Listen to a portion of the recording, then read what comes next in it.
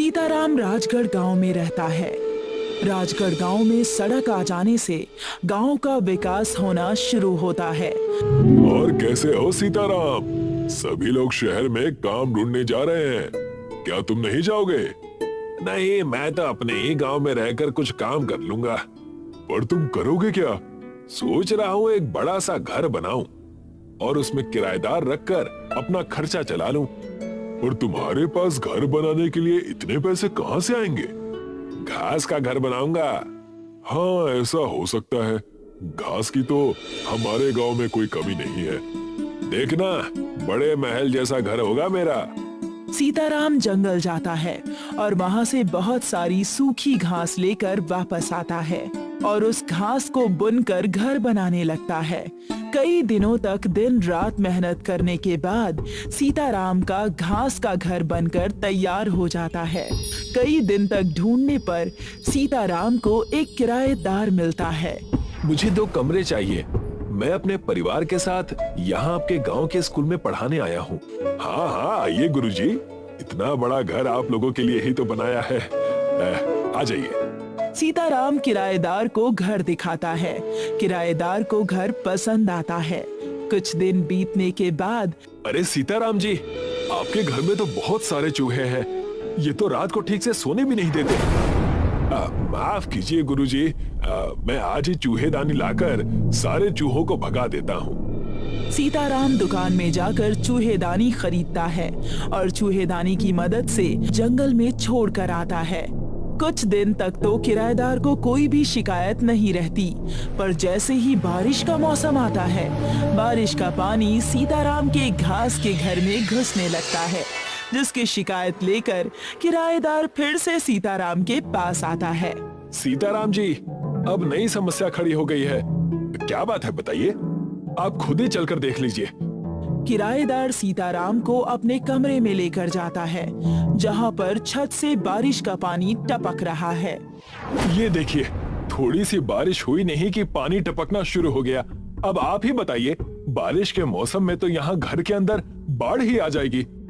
माफ कीजिए गुरुजी, मैं इसका कुछ इलाज करता हूँ। सीताराम बाजार से एक बड़ा सा त्रिपाल और ताड़ पत्री खरीद कर लाता है, जिसे वो अपने घर के ऊपर रख देता है। लीजिए गुरुजी, अब आपकी पानी टपकने की समस्या भी खत्म हो गई। धीरे धीरे बारिश का मौसम शुरू हो जाता है और तेज मूसलाधार बारिश होने लगती है, जिससे सीताराम की छत का त्रिपाल और ताड़ पत्री दोनों ही फट जाते हैं और बारिश का पानी एक साथ घर में आ जाता है। किराएदार गुस्से में सीताराम के पास जाता है। देखिए सीताराम जी, अब तो हद ही हो गई है। घर का सारा राशन भीग गया है। ऐसे में कोई कैसे आपके इस घास फूस के घर में रह सकता है? अब माफ कीजिए गुरुजी, आगे से ऐसा नहीं होगा। माफी मत मांगिए, कुछ कीजिए। अगर आपने एक हफ्ते में ये घर ठीक नहीं किया तो मैं अपना कमरा छोड़कर हमेशा के लिए चला जाऊंगा। नहीं नहीं नहीं, ऐसी नौबत नहीं आएगी। आप मुझे कुछ दिनों का समय दीजिए, मैं कुछ करता हूँ। सीताराम परेशान हो जाता है और सोच में पड़ जाता है कि तभी उसे परेशान देखकर उसका दोस्त दिवाकर उससे पूछता है, क्या बात है, आज परेशान नजर आ रहे हो? हाँ, बारिश की वजह से घर के अंदर पानी घुस रहा है, जिससे किराएदार ने घर खाली करने के लिए कहा है। अब घास फूस का घर है तो पानी तो घुसेगा ही ना। समझ ही नहीं आ रहा कि क्या करूं। तो कुछ टाट पट्टी या प्लास्टिक की ताड़पत्री लगाकर देखो। वो सब करके भी देख लिया, उनका भी कुछ फायदा नहीं हुआ। ठीक है, अगर तुम्हारी समस्या का कोई हल मिलेगा तो मैं तुम्हें जरूर बताऊंगा। दिवाकर इतना कहकर वहां से चला जाता है और सीताराम फिर से सोच में पड़ जाता है कि वो कैसे अपने घर को बारिश में चूने से बचाए।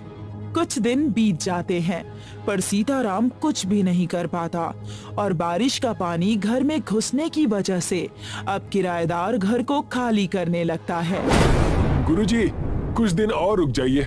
देखिए सीताराम जी, मैंने आपको एक हफ्ते का समय दिया था और 10 दिन बीत चुके हैं। आप खुद ही देख लीजिए, घर के अंदर पानी का तालाब बना हुआ है और इस तालाब में मैं अपने बच्चों के साथ कैसे रहूंगा?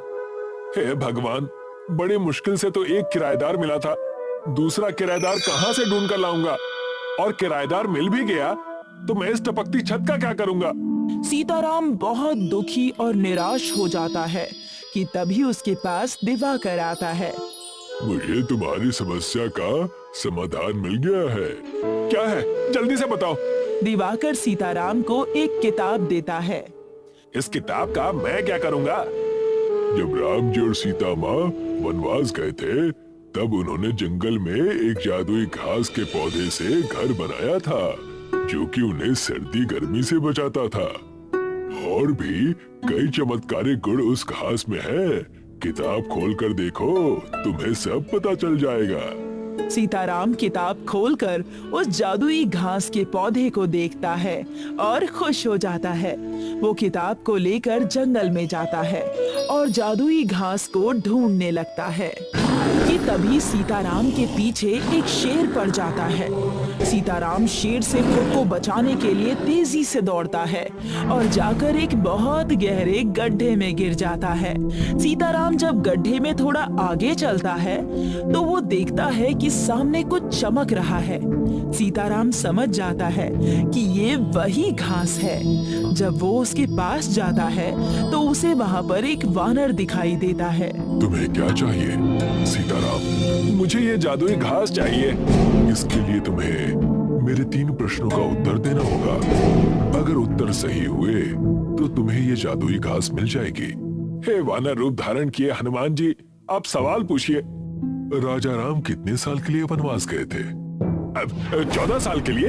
राजा राम का सबसे बड़ा शत्रु कौन था? अब लंकापति रावण।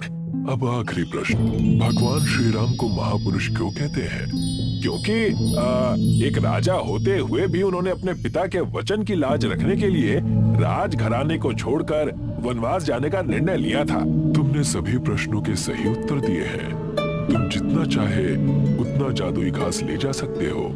जय हो सीता मैया की, जय हो रामचंद्र जी की। हे ईश्वर, मुझ गरीब पर अपनी कृपा बनाओ। जय हो प्रभु, आपने अपना चमत्कार दिखा दिया। जय हो सीता मैया, जय हो रामचंद्र जी की। सीताराम जादुई घास का एक बड़ा गड्ढा बनाकर घर ले आता है। सीताराम उस जादुई घास से अपने घर की छत बुनने लगता है। जैसे ही सीताराम उस जादुई घास से अपने घर की छत बनाता है, उसका पूरा घर जादुई घास का महल बन जाता है। अरे वाह सीताराम, ये तो चमत्कार हो गया। ये सब तो प्रभु रामचंद्र जी की कृपा है और तुम्हारी किताब के बताए हुए नुस्खे ने कमाल कर दिया है। बहुत बहुत धन्यवाद दिवाकर। इसमें धन्यवाद की क्या बात है? अगर मुसीबत के समय में एक दोस्त दूसरे के काम नहीं आएगा तो दोस्ती ही क्या। आ जाओ, तुम्हें अंदर से अपना जादुई घास का महल दिखाता हूँ।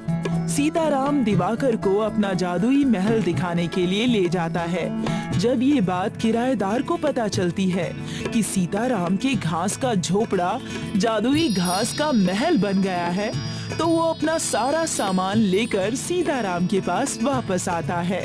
मुझे माफ कर दीजिए सीताराम जी, मैं आपके घर को छोड़कर चला गया था और ना जाने आपको क्या क्या कह दिया। कोई बात नहीं गुरुजी, उस वक्त मेरे घर की हालत भी ठीक नहीं थी और ऐसे पानी टपकने वाली छत में भला कोई कैसे रहेगा। पर अब मेरा घर बिल्कुल ठीक हो गया है। आप अपने पूरे परिवार के साथ वापस आ सकते हैं। किराएदार अपना सारा सामान और परिवार को लेकर सीताराम के जादुई घास के महल में वापस रहने के लिए आ जाता है। धीरे धीरे सीताराम के जादुई घास के महल के बारे में लोगों को पता चलता है और कुछ नए किराएदार रहने के लिए जादुई घास के महल में